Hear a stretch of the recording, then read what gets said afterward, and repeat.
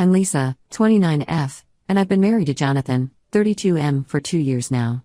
We dated for 3 years before tying the knot. From the very beginning of our relationship, I made it crystal clear that I didn't want children. Jonathan always said he was fine with that, and I believed him. I grew up in a dysfunctional family in a small town in Ohio. My father passed away in a car accident when I was 4, leaving my mother to raise me and my younger brother Tom, 26M, alone. She struggled with depression and alcoholism, often neglecting us. I had to step up and take care of Tom from a young age. As I got older, the responsibility became overwhelming. By the time I was 10, I was cooking, cleaning, and helping Tom with homework while trying to keep up with my own studies. My mother would disappear for days, leaving us to fend for ourselves. When she was home, she was often drunk and verbally abusive. I remember one particularly bad night when I was 12. Mom came home drunk and started yelling at us for leaving dirty dishes in the sink. She threw a plate at the wall, narrowly missing my head. Tom was crying, and I had to comfort him while cleaning up the broken glass. That night, I promised myself I'd never put a child through what I experienced. Throughout my teenage years, I became more of a parent to Tom than a sister. I'd wake him up for school, pack his lunches, and help him with his homework. I even attended his parent-teacher conferences when Mom was too drunk or absent to go. It was exhausting, and I often felt resentful. But I knew Tom needed me, so I pushed through. My own education suffered as a result. I was often too tired to focus in class or complete my assignments. My grades slipped, and my dream of going to college seemed to be slipping away. It wasn't until my high school guidance counselor noticed something was wrong that things started to change. Ms. Johnson, my counselor, took me under her wing. She helped me apply for scholarships and encouraged me to open up about my home situation. With her support, I managed to graduate with decent grades and got accepted to a state university with a partial scholarship. Leaving for college was both a relief and a source of guilt. I was finally free from the constant responsibility, but I worried about Tom. I made sure to call him every day and sent him care packages when I could. It was during this time that I really started to think about my future and what I wanted from life. The thought of having kids of my own filled me with anxiety. I knew I couldn't handle the responsibility and didn't want to risk repeating the cycle of neglect. The idea of being tied down by children made me feel panicky and trapped. I decided then that I would remain child-free. After college, I moved to Chicago for work and lost touch with my mother. Tom was old enough to take care of himself by then, and we maintained a close relationship despite the distance. He understood my decision to be child-free and supported me, even when our extended family criticized my choice. When I met Jonathan at a friend's birthday party, I was immediately drawn to his kind eyes and easy laugh. We hit it off right away, talking for hours about our shared love of travel and photography. On our third date, I told him about my decision to be child-free. I was nervous, as previous relationships had ended over this issue. To my relief, Jonathan said he understood and was open to a life without kids. He told me he'd never felt strongly about having children and valued his career and freedom too much to be tied down by parenthood. We discussed it several times throughout our relationship, and he always assured me he was on the same page. As our relationship grew more serious, I introduced Jonathan to Tom. They got along well, and Jonathan seemed to understand the close bond I shared with my brother. He never pressured me to reconnect with my mother or judged me for my strained family relationships. Jonathan's family, on the other hand, was picture perfect. His parents had been happily married for 40 years, and he had 2 older sisters, both of whom had children. At first, I was intimidated by their close-knit dynamic, so different from my own family experience. But they welcomed me warmly, and I grew to love spending holidays with them. When Jonathan proposed after 3 years of dating, I was overjoyed. We had built a life together that I loved, we both had successful careers, traveled often, and enjoyed our freedom. I felt like I had finally found someone who truly understood and accepted me. Our wedding was small but beautiful. Tom walked me down the aisle, and Ms. Johnson, my old guidance counselor, was there to celebrate with us. Jonathan's family went all out with the planning, and for once, I felt like I was part of a real, loving family. The first 2 years of our marriage were blissful. We bought a cozy apartment in the city, adopted a cat, and continued to enjoy our child-free lifestyle.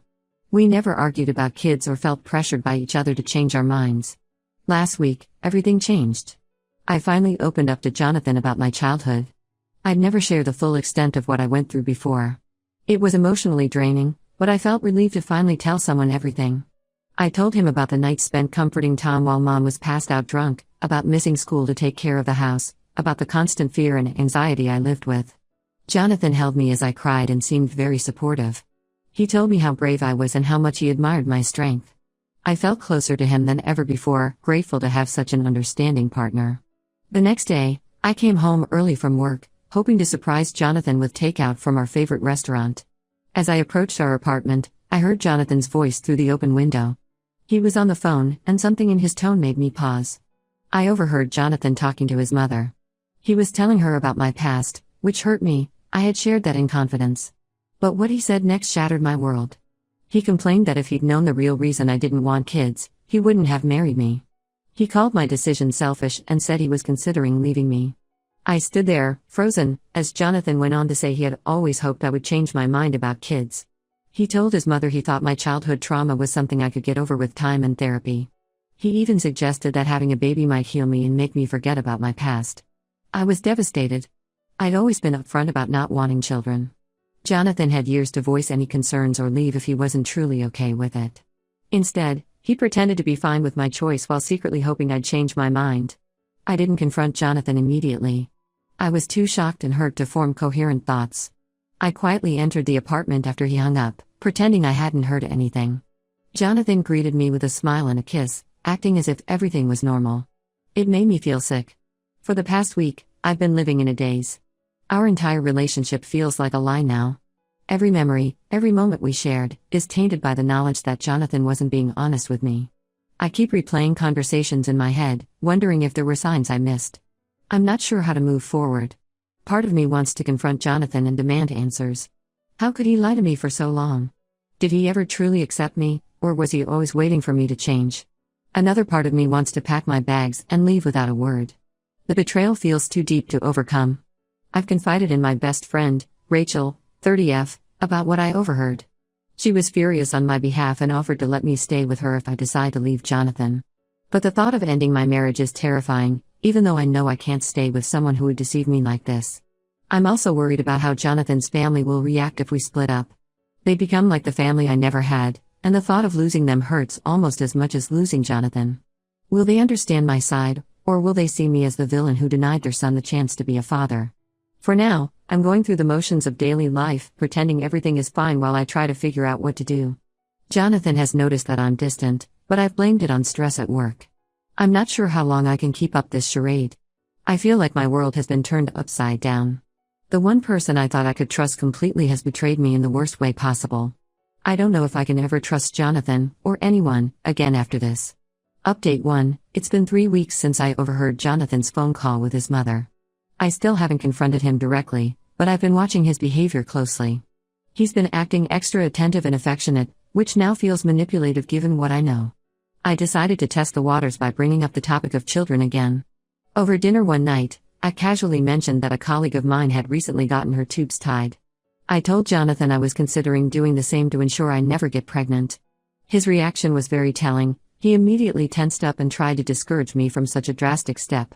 When I suggested he could get a vasectomy instead since it's a simpler procedure, he looked horrified. He made excuses about it being too expensive and unnecessary. This confirmed my suspicions that he's been hoping I'd change my mind about kids all along. I've also noticed Jonathan has been initiating intimacy much more frequently since our conversation about my childhood. It's as if he's trying to get me pregnant before I can go through with sterilization. I've been making excuses to avoid sex, which is clearly frustrating him. The betrayal runs deeper than I initially thought. Not only did Jonathan lie about being okay with not having kids, but it seems he's been actively trying to manipulate me into pregnancy. I feel violated and furious. I've started quietly making plans to leave. I reached out to Rachel and explained the full situation. She's offered to let me stay with her for as long as I need. I'm also looking into my options for divorce, though the thought of ending my marriage still feels surreal. Last week, I had lunch with Tom. I couldn't bring myself to tell him everything, but I did mention that Jonathan and I were having some issues. Tom could tell something was seriously wrong and kept pressing for details. I ended up breaking down in tears in the middle of the restaurant. Tom was furious when I finally told him what I'd overheard. He wanted to confront Jonathan himself, but I begged him not to. I'm not ready for a confrontation yet. Tom reluctantly agreed but made me promise to call him if I needed anything. I've also been in touch with Ms. Johnson, my old guidance counselor. She's been a constant source of support throughout my life, and I needed her wisdom now more than ever. She reminded me that I'm strong enough to get through this and that I shouldn't compromise on something as fundamental as having children. At work, I've been struggling to focus. My boss pulled me aside last week to ask if everything was okay. I managed to hold it together and blame it on some family issues, but I'm worried my performance is suffering. I can't afford to lose my job on top of everything else. Jonathan's family invited us over for Sunday dinner last weekend. I almost didn't go, but I was afraid of raising suspicions. Sitting around the table with them, watching Jonathan play with his nieces and nephews, was torture. His mother kept making comments about how great Jonathan is with kids and how we shouldn't wait too long to start our own family. I had to excuse myself to the bathroom to avoid breaking down. I've been having nightmares about being trapped in a house full of crying babies, unable to escape. I wake up in a cold sweat, relieved to find myself alone in bed. I've been sleeping in the guest room, telling Jonathan I've been having trouble sleeping and don't want to disturb him. Part of me still wants to confront Jonathan and hear his side of the story. But I'm afraid of what other lies might come out if we have that conversation. I don't know if I can handle any more betrayal right now. For now, I'm focusing on protecting myself. I've hidden my birth control where Jonathan can't find it and I'm being extra vigilant. I never thought I'd have to guard myself against my own husband like this. The trust between us is completely shattered. I've started looking for apartments, just in case I need to move out quickly. I've also been slowly gathering important documents and sentimental items, storing them at Rachel's place for safekeeping. The hardest part is pretending everything is normal. I go through the motions of being a loving wife, cooking dinner, asking about his day, watching TV together in the evenings. But inside, I'm screaming. Every touch, every kiss feels like a lie now. I know I need to make a decision soon. I can't live like this indefinitely. But the thought of confronting Jonathan and ending my marriage is paralyzing. I've built my entire adult life around this relationship. Starting over at 29 feels daunting. For now, I'm taking it one day at a time. I'm trying to stay strong and remind myself that I deserve better than this. I deserve a partner who truly accepts me for who I am, not someone who sees me as a project to be changed. Update 2, things came to a head last night. Jonathan cornered me in the kitchen and demanded to know why I've been so distant lately. He accused me of having an affair, saying he couldn't think of any other reason for my behavior. In my anger and frustration, I blurted out that I knew about his conversation with his mother and his true feelings about having children. Jonathan initially tried to deny it, but when I told him exactly what I'd overheard, he broke down. He admitted that he'd always wanted kids and thought he could change my mind over time. He said he loved me too much to let me go when we were dating, so he pretended to be okay with not having children. I was furious. I reminded him of all the times I'd explicitly stated my stance on having kids. I asked him what his plan was if I never changed my mind. Jonathan hesitated, then confessed he thought an accidental pregnancy might force me to reconsider. That was the last straw for me. The idea that my husband would try to trap me into parenthood against my will was unforgivable. I told Jonathan our marriage was over and that I'd be moving out immediately. Jonathan begged me to reconsider. He promised to go to counseling and said we could work through this. But I knew there was no coming back from this level of betrayal. I packed a bag and left to stay with Rachel. The next day, I went back to the apartment while Jonathan was at work to gather more of my things. As I was packing, I found a journal hidden in Jonathan's desk drawer. I know I shouldn't have read it, but I couldn't help myself. What I found made me feel sick. Jonathan had been documenting his attempts to get me pregnant for months. He wrote about replacing my birth control pills with placebos, which thankfully didn't work because I had an IUD he didn't know about. He had plans to take me on a trip and forget to pack condoms. He even considered poking holes in the condoms we did use. Reading those entries made me realize how close I had come to being trapped in a life I never wanted. It also made me angry at myself for not seeing the signs earlier. How could I have been so blind? I've contacted a divorce lawyer and started the process of legally ending our marriage. Jonathan's family has been calling nonstop, trying to convince me to give him another chance. His mother left a particularly nasty voicemail, calling me selfish and accusing me of leading Jonathan on. I've blocked all their numbers. Some of our mutual friends have suggested I'm overreacting and should try to work things out. They say every marriage has its rough patches and that Jonathan's desire for children is natural. But I know in my heart this is the right decision. I refuse to stay with someone who would lie to me for years and try to manipulate me into a life I don't want. Tom has been my rock through all of this. He helped me move my things out of the apartment and has been staying with me at Rachel's place to make sure I'm okay. Having him here reminds me of our childhood, how we always protected each other. I'm grateful to have him in my life. I'm still struggling with feelings of betrayal and anger. Some days, I can barely get out of bed. Other days, I'm filled with a sense of relief that I discovered the truth before it was too late. It's a roller coaster of emotions, but I'm taking it one day at a time. Update 3, it's been 2 months since I left Jonathan. The divorce proceedings are underway, and I've moved into my own apartment. It's been a difficult adjustment, but I'm slowly starting to feel like myself again. Jonathan made several attempts to win me back in the first few weeks. He sent flowers, wrote long apology letters, and even showed up at my workplace once. Each time, I made it clear that reconciliation was not an option. Eventually, he seemed to accept that it was over. His family, however, has been relentless. They've tried reaching out to Tom and Rachel to get to me. Jonathan's sister cornered me at the grocery store last week, trying to persuade me to give Jonathan another chance. I've had to threaten legal action to get them to back off. Some mutual friends have taken Jonathan's side, saying I'm being too harsh. They argue that his desire for children is natural and that I should have expected him to hope I'd change my mind. I've distanced myself from these people. I'm grateful for friends like Rachel who have stood by me through all of this. I've started seeing a therapist to work through the trauma of Jonathan's betrayal and my childhood issues. It's bringing up a lot of painful memories, but I know it's necessary for healing. We've been discussing my fear of commitment and trust issues, which stem from both my childhood and this experience with Jonathan. The hardest part has been coming to terms with the fact that the man I thought I knew never really existed. The Jonathan I loved was a facade, carefully crafted to be what he thought I wanted.